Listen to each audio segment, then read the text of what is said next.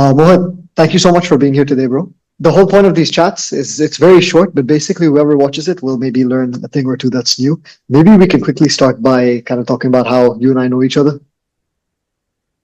Yeah, for sure.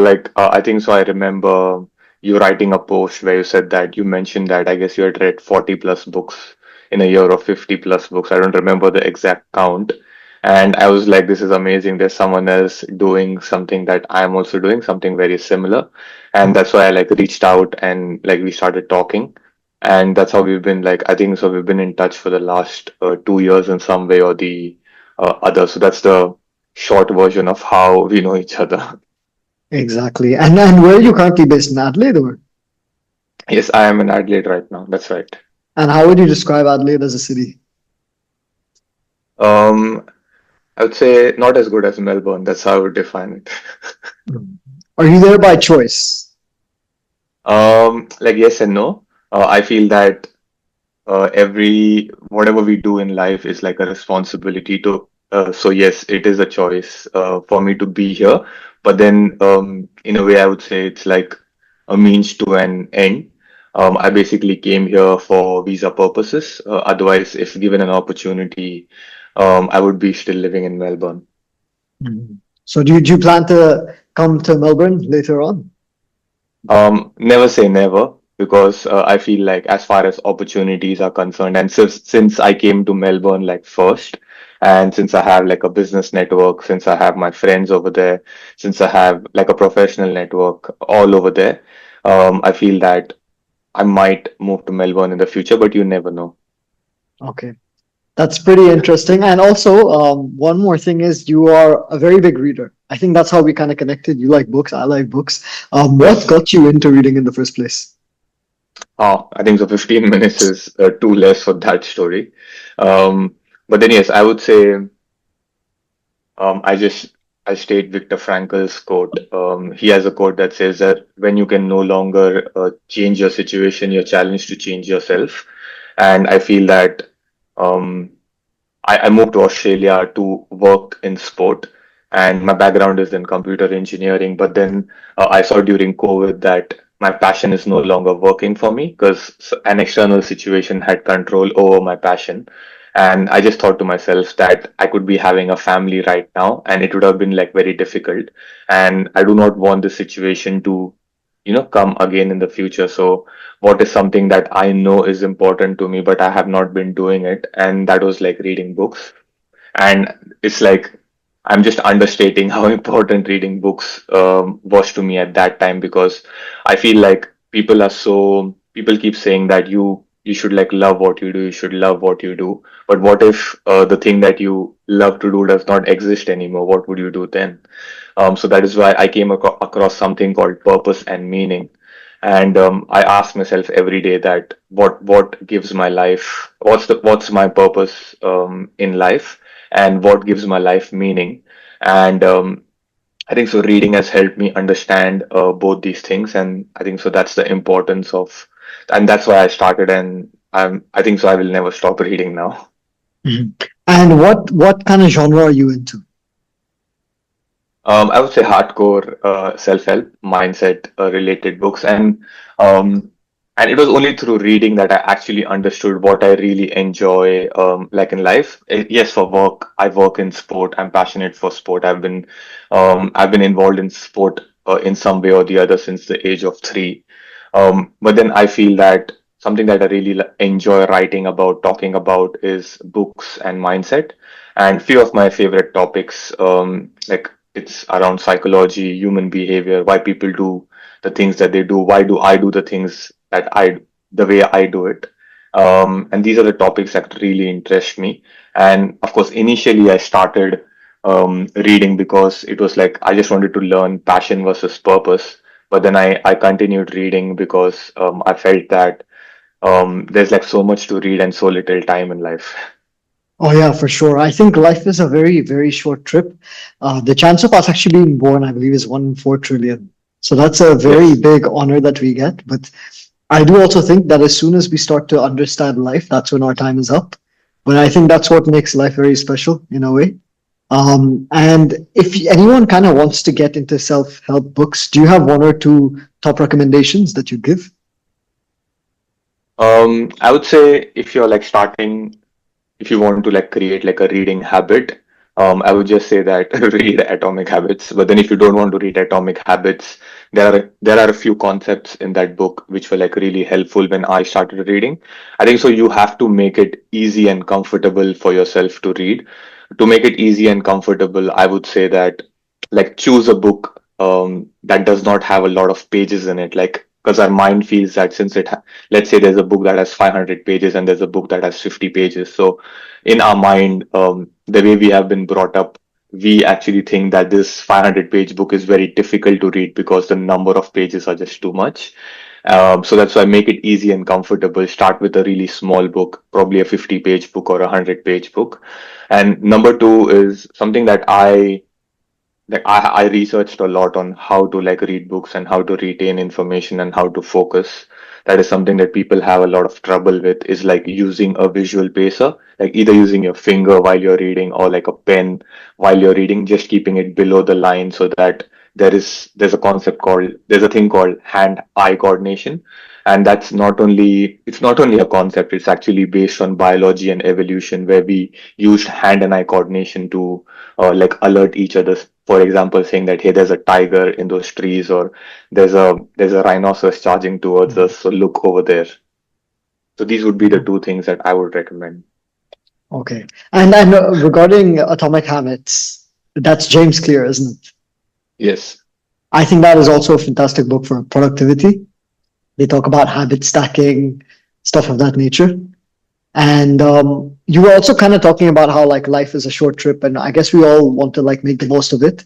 And I think you are probably making the most of it not only through reading, but last I remember, you also have your own personal venture, right?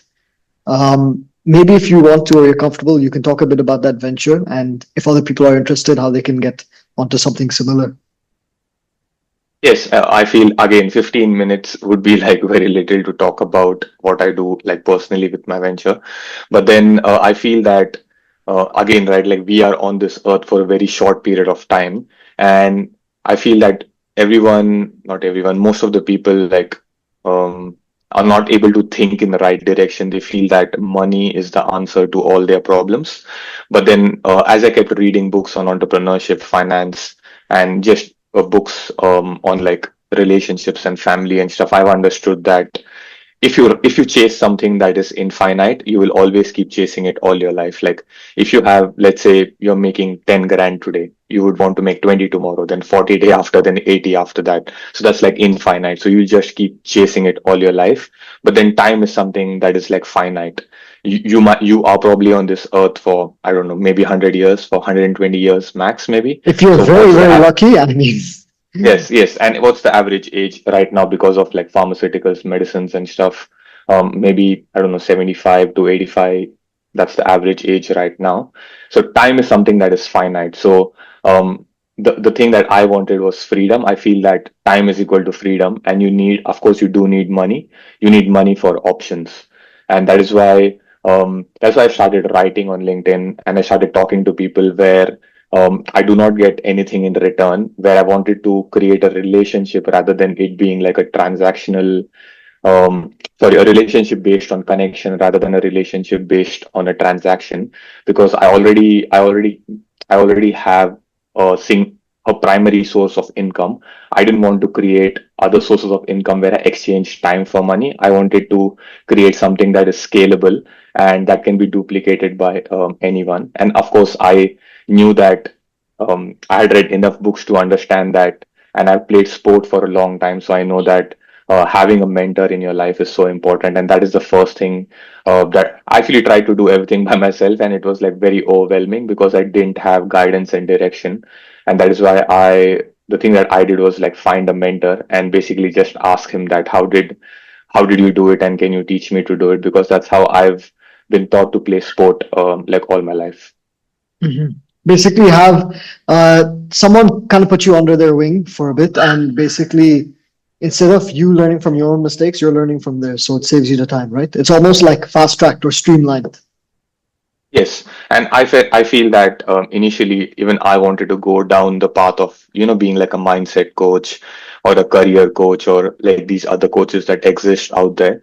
But then I understood that there's a difference between coach and mentor. I think so. Coach is someone whose time can be bought, but a mentor is someone whose time has to be earned. They value their time more than coaches, and that's why I said that I want to take this path where I eventually am financially independent and then can help other people become financially independent by being a mentor rather than being a coach. Hmm. That's fascinating. So basically, if people want to kind of like connect with you, what's the best way they can do this? I would say LinkedIn is the best way because that is where. So there's a quote by Austin Kleon from the book Show Your Work. Like share what you know, and the right people will find you. So I share what I know on LinkedIn, and I feel that the right people, if they want to, they can find me over there. And it's Mohit Rao, right? Yes, RAU. Yes, that's right. Are you okay? Because I do see on LinkedIn, I'm very fascinated. I have noticed over the years how your engagement also on LinkedIn it's steadily increased. You have more engagement with your posts and stuff, and your posts are always very, very captivating. Always images of books, and you I think you think very creatively, don't you? Thank you. And I think so. The biggest thing that a person can do and the most important thing that they can do is that learn about themselves, and I feel Mhm. like journaling on a regular basis has really helped me do that because I can find patterns in my writing. So what are the things that I feel that I'm talking again and again and seems to be like a weakness to me? I understand that through my writing, and also my strengths. I understand that when I write, I feel that I like to take complex topics and then simplify it and then present that in front of people, and I do that on LinkedIn because I feel that public validation is the fastest way to like succeed and also fail.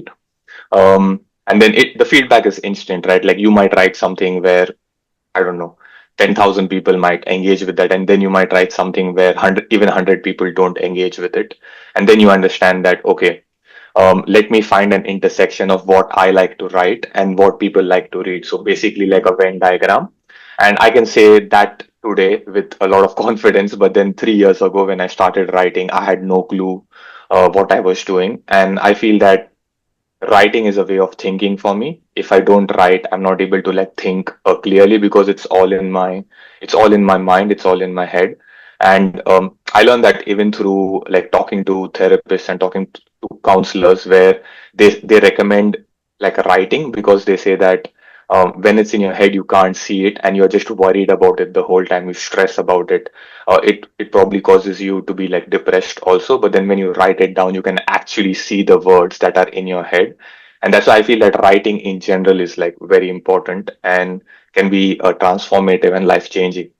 Journaling, I think, is one of the best things. I think it's one of those things where you see the rewards almost instantly, but if you do it sustained, you'll realize how your thoughts can be very compartmentalized. Do you do meditation as well?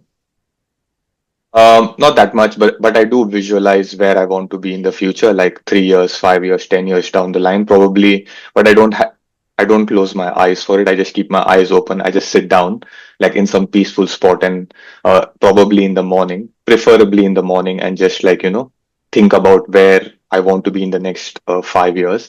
And again, I will like probably write it down because I feel that writing is more powerful than meditation for me. I think journaling 100% amazing. I recently, I think 5 or 6 months ago, started doing meditation and I noticed the benefits. I used to be someone who was very skeptical about this. I noticed the benefits maybe 4 months into it because I realized I'm observing the mind. And when you're observing the mind, you realize 95% of the stuff the mind produces is just garbage. It's absolute recycled garbage. And when you're able to kind of notice that you're here and the mind is here, there's a great liberation. Because all that time, I always thought that I was every single thought that comes into the head. But if you can observe a thought, then by default, you are not that. So creating that space is what comes with meditation. And I've noticed some more consciousness in my actions and my emotions. Everything is very cyclical. So I cannot recommend meditation enough. You've got to do it for a couple weeks or months consistently, but you'll definitely notice a difference also in your thinking patterns. Yes, I know it's like a great habit to have, and I used to do it probably like almost 18 months to 2 years ago. And I think so. Naval Ravikant says it really well, right? He's like when you're meditating, treat each whatever thought comes into your head, treat that as a email in your inbox. Like if it's important, just reply to it as soon as possible. If it's not, delete it. And if you feel you want to come back to it later, archive it. And that's how thoughts like need to be. And there was something else. Um, as far as meditation is concerned, like I think so, if you can bring your mind to the present moment, that would be like really amazing. But then I feel like when I'm meditating, I'm like, this idea will go away. So I just open my eyes and write it down in a book. So I feel that writing in a way is like meditation for me. Mhm. A lot of people do that as well when they're meditating. They have a notepad, they quickly write it down, then go back to the breathing or whatever. So many types of meditation, you'll get lost. Yes. But anyway, that's pretty much a conversation. It's really short and sweet. And normally at the very end, I do leave the guests with one question, and that is like, if you have any piece of advice, any general piece of advice for anyone that watches this video, what would it be?